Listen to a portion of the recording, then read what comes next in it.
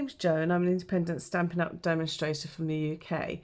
Today I'm just popping on to show you how I've made this little box here. Now when we moved home last year we inherited several fruit trees and bushes, etc. So I've had an opportunity to sort of make some preserves, and I made some jam last year.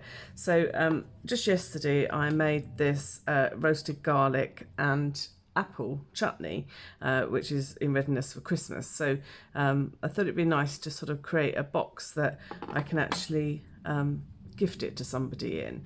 So this is the box here. So when I open it up, just open the tie here. Oh, tied it very well. So as I open it up, the ribbon doesn't move. The ribbon's actually encased within the packaging so that it doesn't sort of pull apart.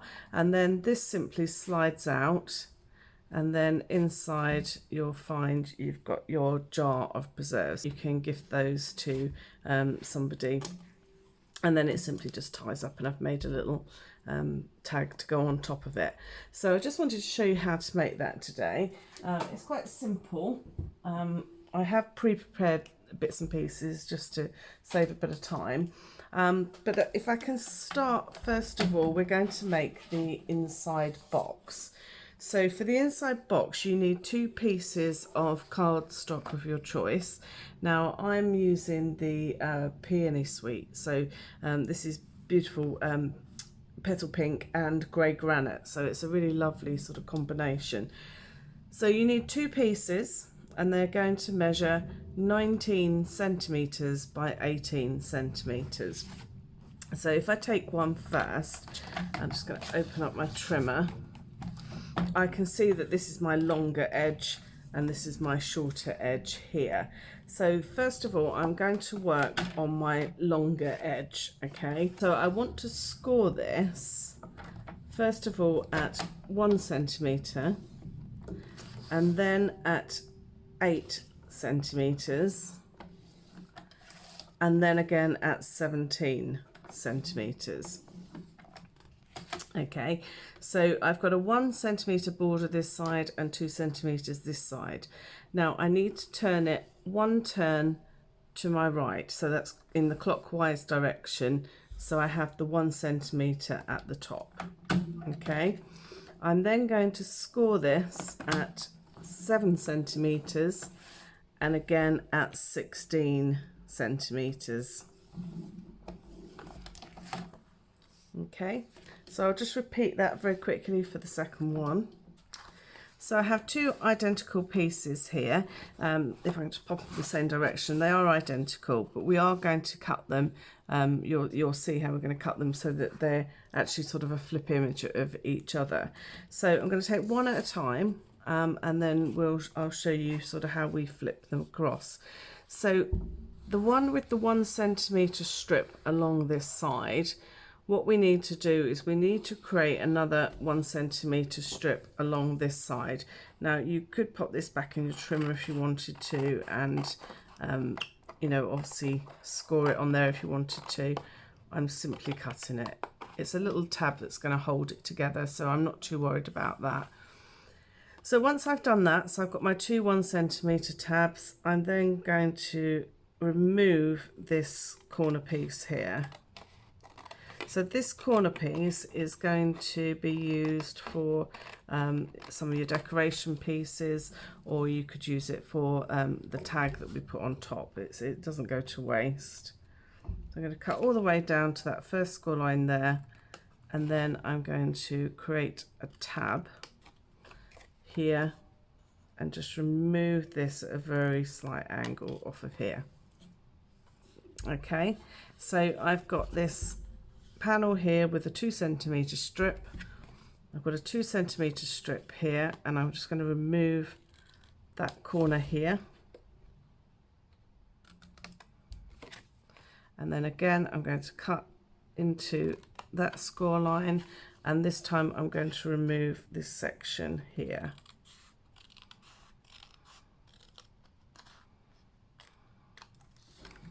Okay, so when it's cut, it will look like that. Now we do need to cut the other one identical, but when we put them together they will actually sort of flip over on themselves. You'll see what I mean when I've done it. So again, I'm going to find that 1 centimetre strip, and where this square is I'm going to cut down to that score line there. Okay, I'm then going to remove this panel.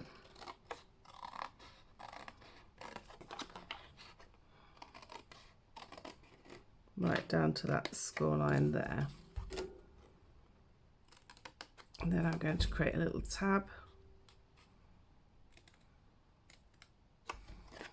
Cut in a very slight slant on that edge.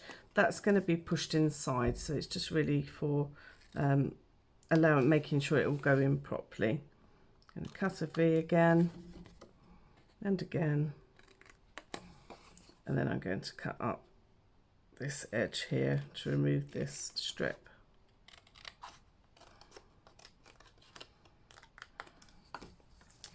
Okay, so as I say, you'll end up with two pieces that look like this. Okay, now you've got a square here and here. Now these squares need to sit on top of each other. So what I've done is it was like that, so I've literally turned it 180 degrees and it's going to stick on top of that one. So you can see you've got two with the two tabs, and then you've got two with the 2 centimetre blocks at the end. Okay, so I am going to add my glue to my square.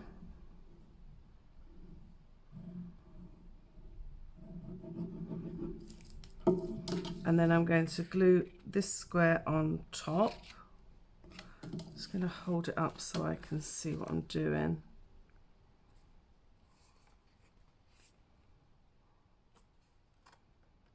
There we go.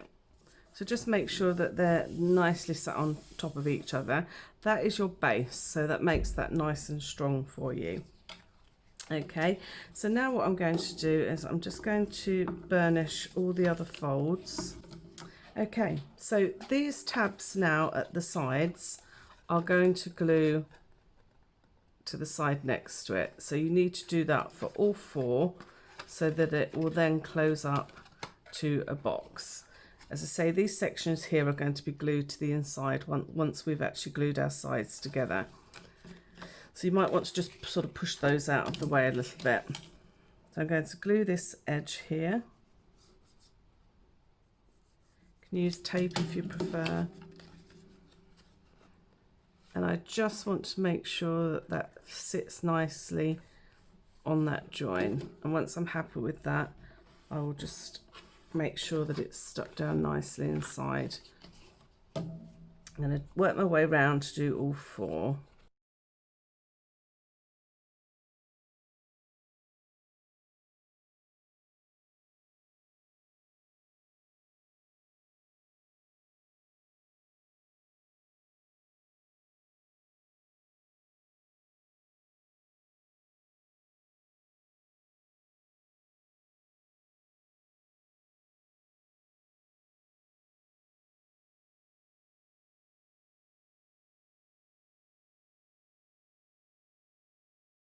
Okay, so I'm happy that now all sides are stuck down nicely. And as I say, these pieces are just to be glued down inside.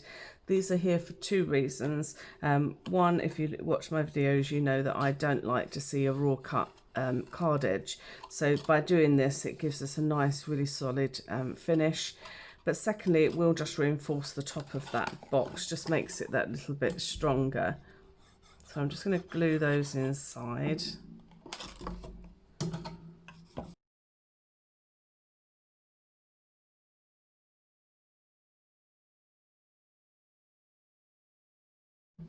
So if I show you the original box here, you'll see that if I could pop it out, I have covered all four sides.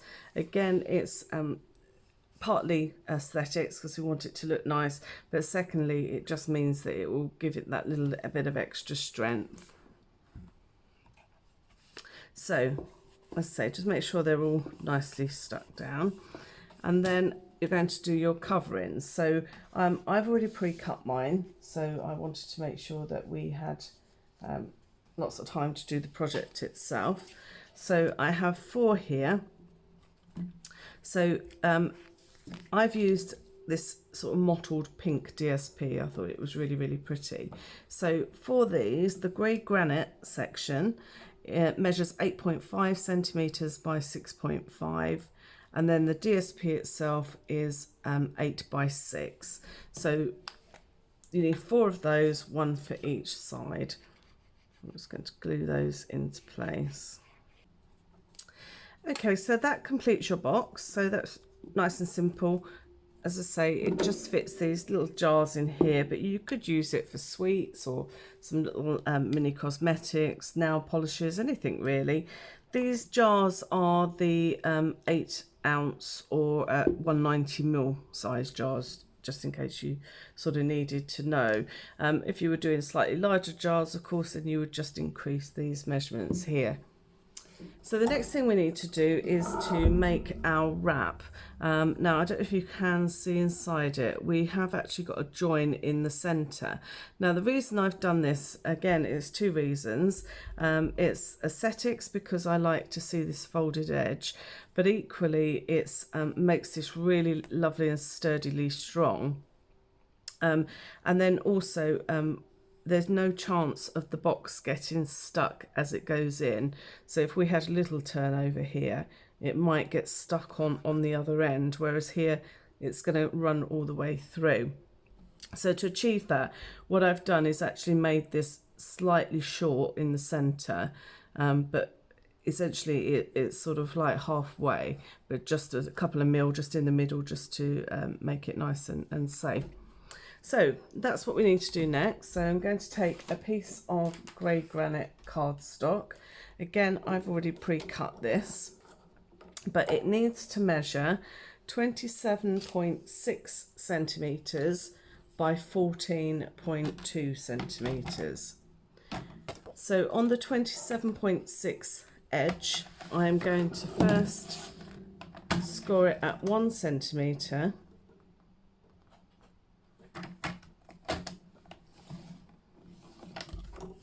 and then need to score it at 10.2,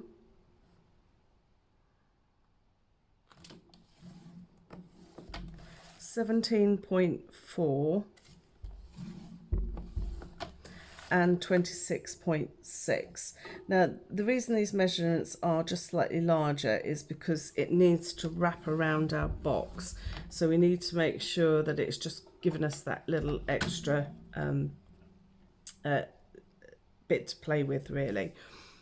So the next thing we need to do is to score it on the other edge, the 14.2 edge. And this needs to be scored at 3.5 centimetres on both sides.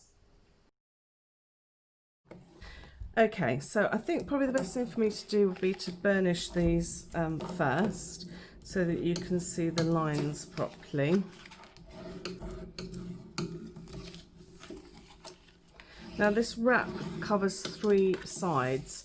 The reason being is that we haven't got cardstock long enough to actually cover all 4. And by doing it this way, I thought it was quite nice to be able to encase that ribbon. So as you can see, the ribbon is encased under here. So it's not going to move anywhere. So obviously people can, you know, keep it all packaged properly together. Okay, so what we need to do for this one is we need to first of all cut a very slight V on this side and then create a tab at the end. Okay, up to the next score line I'm going to cut a small V. Now this is very slight. Again, this is just to help it sort of stick inside. If we try to fold it and glue it over like that, you get too much bulk at these score lines here. So it's just literally removing a small sort of V, which then enables it to fold in on itself quite comfortably. And again here, a very slight V, and then I'm going to cut a tab at the end. Okay, so you'll end up with these 3 large tabs, and then you'll end up with 2 small ones at the end. So I'm just going to repeat that for the other side. Okay, so it will look like this. So now what we want to do is we want to glue all of these edges, both sides, into the middle. This will give us that double layer I was talking about. And you'll see there'll be a little gap in the center. That's purely just to make sure they don't overlap, because we didn't want them to overlap in any way. Okay, so now I'm quite comfortable that that is all firmly in place. So now what I need to do is to bring in my box that I made earlier. And what I want to do is I'm going to first of all sit this on top and tuck those bottom pieces in underneath. Okay, and then going to carefully just turn it upside down so that I've got my tabs on the bottom. Okay, so now what I will need to do is I need to cut 2 further pieces of grey granite. Now these measure 7 centimeters square. They're very, very slightly narrower than our actual sides. This is to ensure that it actually all encases inside rather than have a little bit sort of hanging out if our measurements weren't quite perfect. So this is going to sit on the bottom effectively, and then these tabs I'm going to glue onto it. So I'm not gluing this down, this is just loose. I'm just putting it in position, and I'm going to add some glue to this end tab here.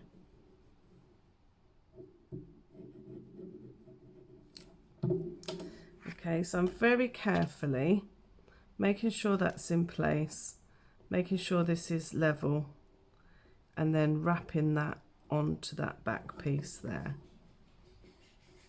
Okay, I'm just going to make sure that's all glued down nicely.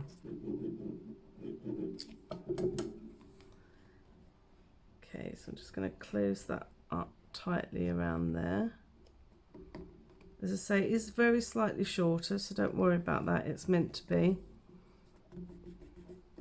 Okay, so that's now created our wrap, but what I do want to do is to add our ribbon.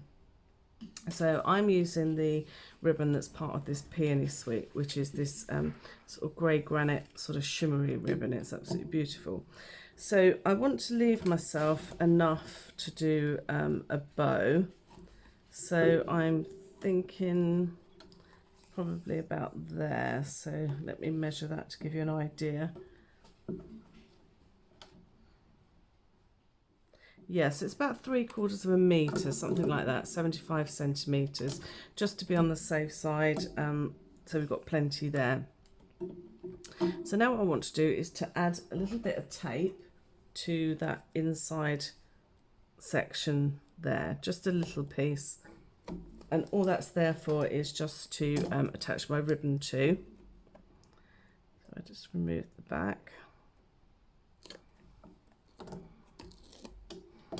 So I'm just going to find the centre of my length of ribbon, and then that is going to stick onto my box there. Okay, and then going to take my other piece of grey granite cardstock, and I'm going to stick this on top of my ribbon. So this encases it all nicely inside. Oops. The ribbon's not going to go anywhere, and also this again gives us a nice sturdy base. Make sure it's all nicely secured. So now I can flip it up the other way. So you can see this is my inside box, and my jar slides in nicely, and we're just going to decorate the outside. So this time, as again, I've pre-prepared mine. So you need 2, which are the petal pink is 8.5 by 6.5, so it's the same as the actual sizes for these ones here. and then the DSP is 8x6, and then for the top you want the petal pink is 6.5 centimeters square, and the DSP is 6 centimeters square. So I'm just going to pop those on top.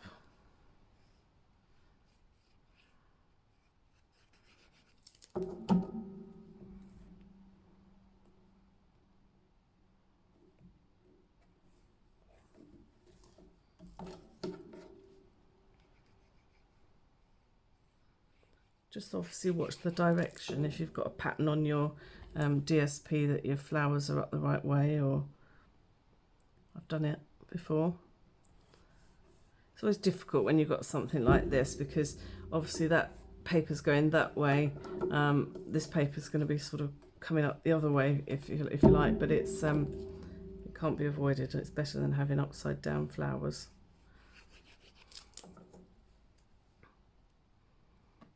Okay, so just stuck that one on there. Okay, so that is your box complete. This will tie up obviously with a little tag. To make the tag, I'm going to just talk you through it. I won't actually sit here and do it with you today, but I used the layering circles dies in various sizes, so starting from the small white to the petal pink, and then the grey granite scalloped edge. So that's all three of them you can see on there. I then stamped this flower from the prized peony set, and I actually stamped it in grey granite ink. I then used Stampin' blends just to colour my flower. So again, these are petal pink and grey granite, and I used the light and dark of both of those and cut it out. And then this finally was the greeting that I took from the prize peony set again, and I heat embossed that in white onto a piece of grey granite cardstock, and that is mounted using dimensionals. And these little gems are absolutely beautiful. These again are for the prize peony suite, and these are the elegant faceted gems. So once I put all that together, that was my tag. So if I just take my new project, so what I like to do, it's always difficult to you know, attach a tag really nicely. I always fold it in a knot to start with. I then add my tag to one of my ends.